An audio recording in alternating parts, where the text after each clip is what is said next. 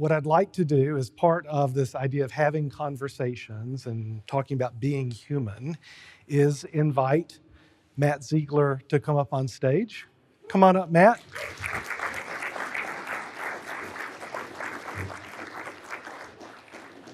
What Matt and I are going to do, welcome.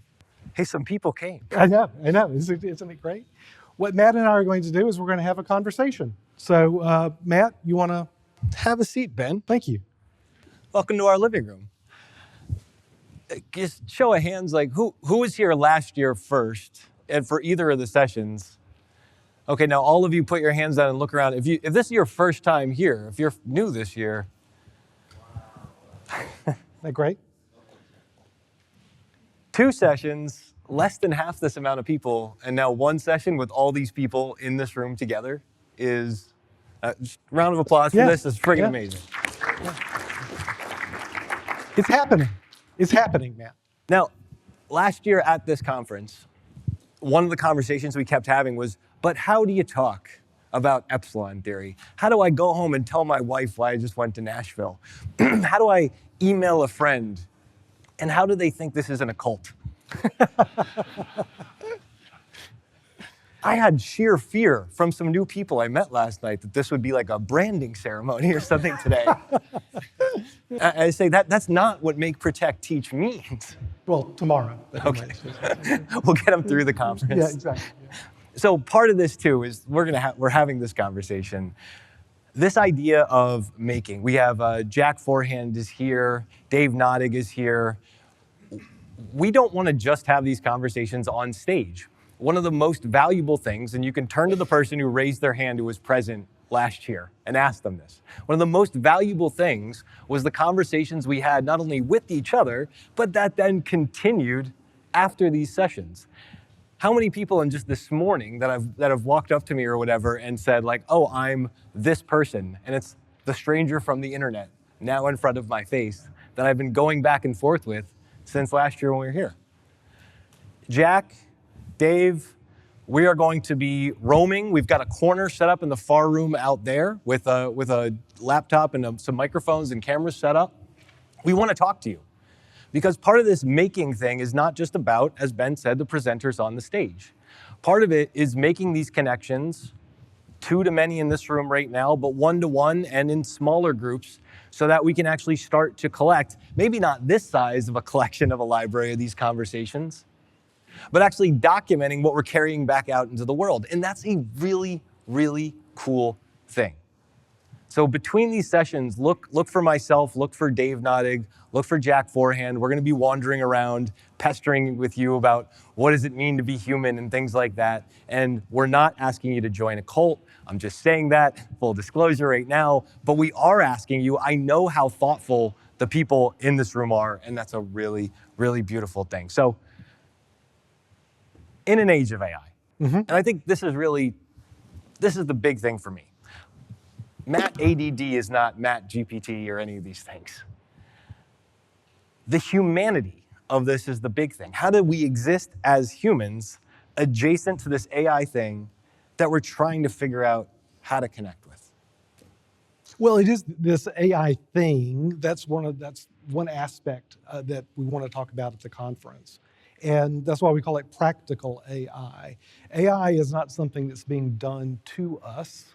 AI is something that is happening with us. It is. It simply is. And so we have to live in the world as it is, not just begrudgingly, but joyfully, humanly. And that's why we wanted to have the conference named as it is and focused as it is. I will tell you, Matt, one thing that really struck me over the last couple of months was the number of conversations I was having with people, not about AI directly, not about generative AI directly, but about what was sparked in their heads, I'm convinced, by the existence of generative AI. And what I mean by that is that so many people from very different walks of life, from very different backgrounds, were asking the same sorts of questions.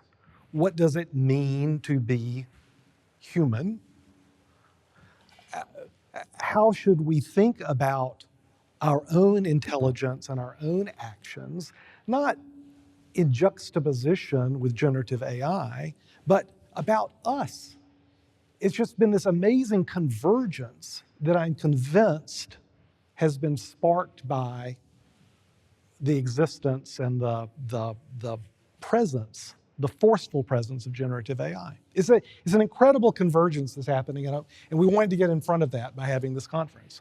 It's so cool because to think about the actual convergence of AI, of artificial intelligence, what I lovingly like to refer to as artificial intelligence, who we are as people, that convergence of these two things is not just accepting, so understanding that they both exist, but that they're actually coming together.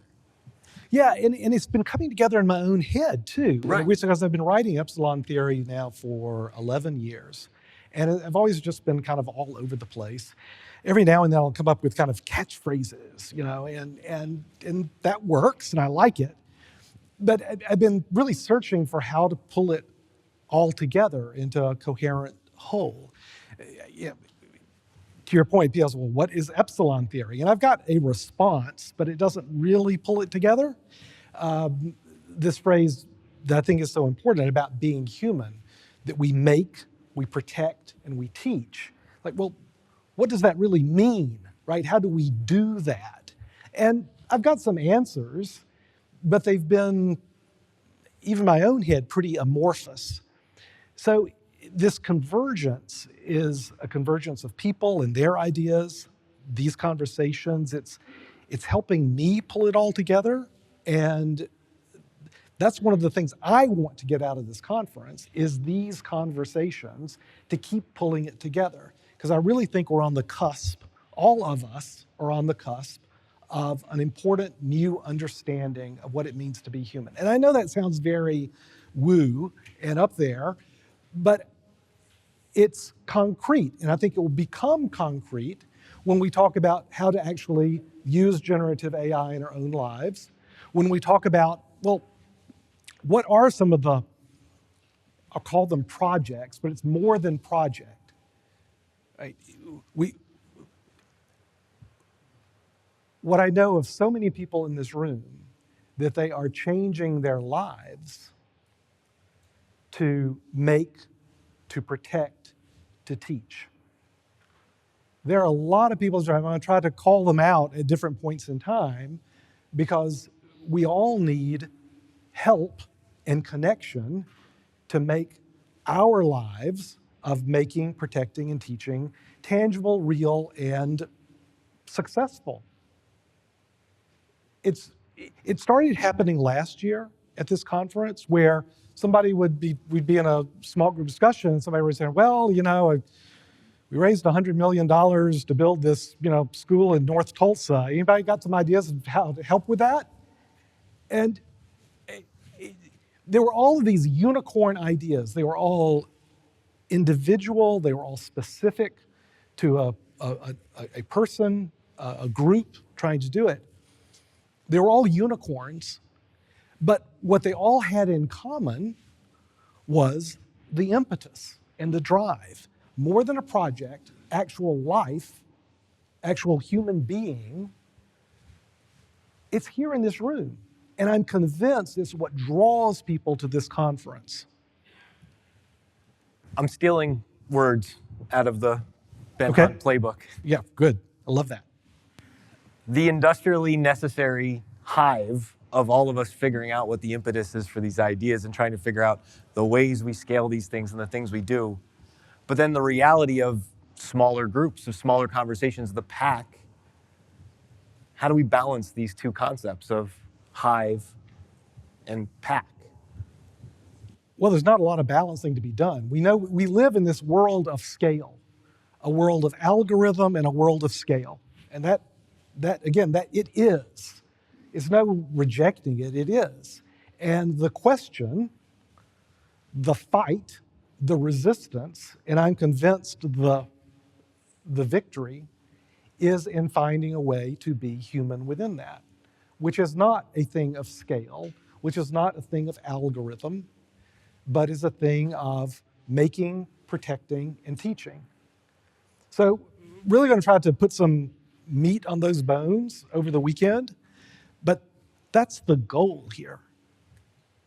When you think about the protect and teach aspects of what makes a pack, what is the pack trying to protect and teach?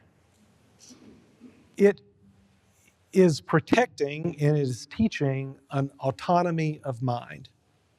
It is protecting and teaching a recognition that each human being is of intrinsic worth, meaning that they are not a means to an end.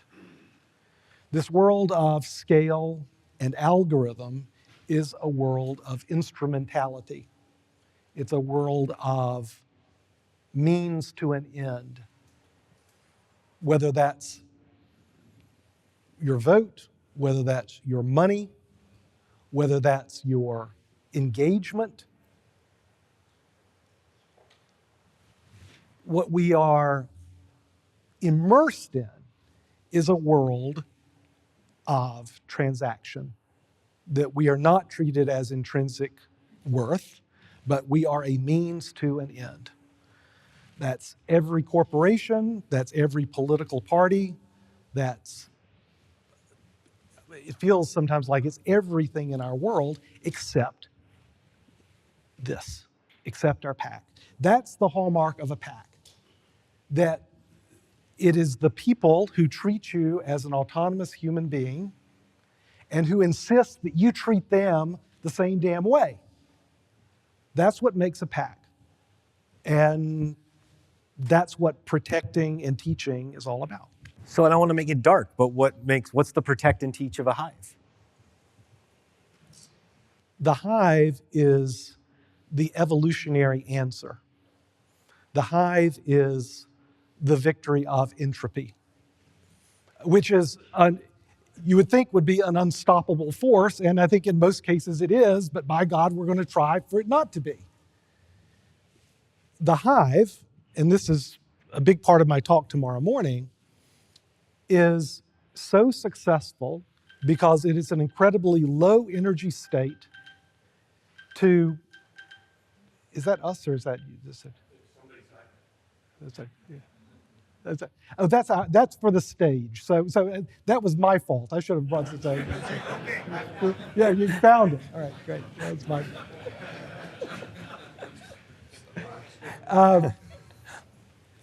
Thank you.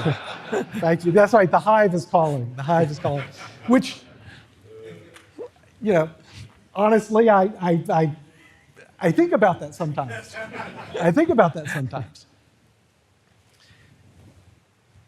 The reason that hive animals are so successful in the world, and human beings being one of them, is that it requires very low energy to create extremely stable and pervasive genetic spread. It is the evolutionary answer.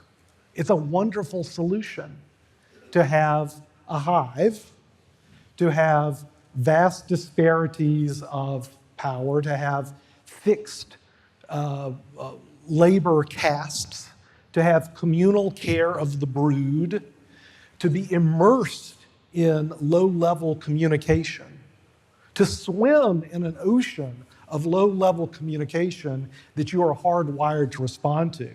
Man, it works. It works. And our purpose, at least my purpose here on Earth, is to try to find what transcends entropy and evolution. No biggie, but yeah, I think we got it. So we take science, we take math, we take AI, and we go, we're going to figure out this whole thing. We're going to figure out how to scale this. We're going to figure out how to be a pack and a hive. Is that crazy to think that type of convergence is there? But this is the thing. We don't have to scale it. What part of what I think we're looking to do, and this goes back to why we established Fable, why we partnered with Vanderbilt and helping build this narrative research center. It's a reaction against big S, capital S science. It's a reaction against the scaling, the algorithmicking of human knowledge and science. What we are about, I'm convinced, as the human animal, one of the things we're all about, one of the things that makes us human, is little s science. It's that exploration. We'll be hearing about the curiosity. This is part of the convergence that I'm talking about, that we're finding ways. No, it's little s science, and little s science is for everyone. It's for everyone. So there's nothing about this, I think, that requires scale. It's everything about 1,000 flowers, crystals, however you want to describe it, growing from the bottom up, not from the top down.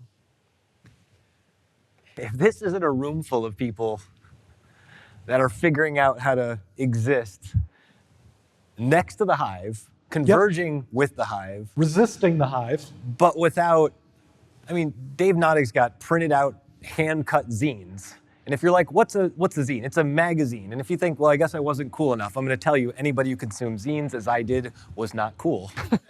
But we make words for things. Brian Portnoy's got summer camp for financial advisors teaching behavioral stuff. Dave Nottig's going to be talking around, Tom Morgan is going to be talking about curiosity and the way these connect. Scott Bradley's here talking about all the ways that you can take community connected across generations and put it on tour around the world with the benefits of the hive that is something like YouTube. The amount of locality and presence in forming a tight-knit pack around people and how they care and look out, the amount of people who are doing that in this room, even if I didn't say your name, who get this thing of how we resist, how curiosity keeps us from ever just, I guess, is it blindly accepting the hive? Like, that's the worst thing we can do, is just blindly accept. The kicker in that book, 1984, by George Orwell, is that in the end, Winston loved Big Brother. And the kicker to that is that Winston believed he had always loved Big Brother. So it is keeping our autonomy of mind and finding like-minded people who we can form a community with through whatever happens in the world, in the elections and all this stuff, through whatever happens. It's our pack that maintains that autonomy of mind, not rejecting the world as it is, and not just, I think, surviving, but actually thriving. And it's the ideas and the conversations here that will make that thriving not just possible, but I'm going to say certainty. We really, really want to have conversations with you out in the lobby and in the other places. Look for us, talk to us. This presence of locality, this rejection of the hive, this embracing of small s science as it starts at the smallest level in groups like this gathering, which again, not a cult, Epsilon Connect, happy gathering of friends, doing good things and good work. This locality is the thing. What we make here is the stuff that we then take home. We take it back to our jobs, back to our families, back to our communities, and what we bring home is the actual thing that then is worth protecting and worth teaching about.